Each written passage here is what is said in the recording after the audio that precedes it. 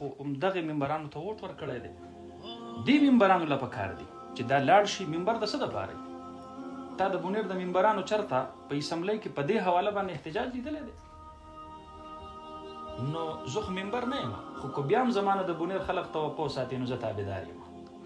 اگر چې زما آواز ایوان ته دننه نه رسېږي خو د هغې باوجود به زه خپل آواز رسوم، خو دی به رانه مخکې دا شریک جرم دی، دی په دې قوم باندې په ظلم کې شریک. او په کار دا ده چې پی ټي آی په دې وخت کې صرف په دې خبره باندې چې یاره موږ به دلته دا قوم را بلوکو او قوم ته به موږ ووایو چې وروره وړه ګران شوي دی، د پی ډي ایم خلاف راپاڅئ.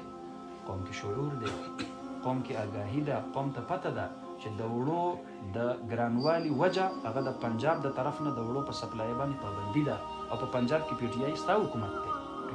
دا حکومت د پرویز الهي ختم شي، سبا دپاره د مسلم لیگ حکومت راشي، د هغې د طرف نه دی په خیبر پښتونخوا باندې د وړو پابندي ولګي. خو زه میدان ته راونوتم او د خپل اتحادي حکومت خلاف مې دلته احتجاج اونکو، ما ته وایه اوس په تا کې ننګ نشته.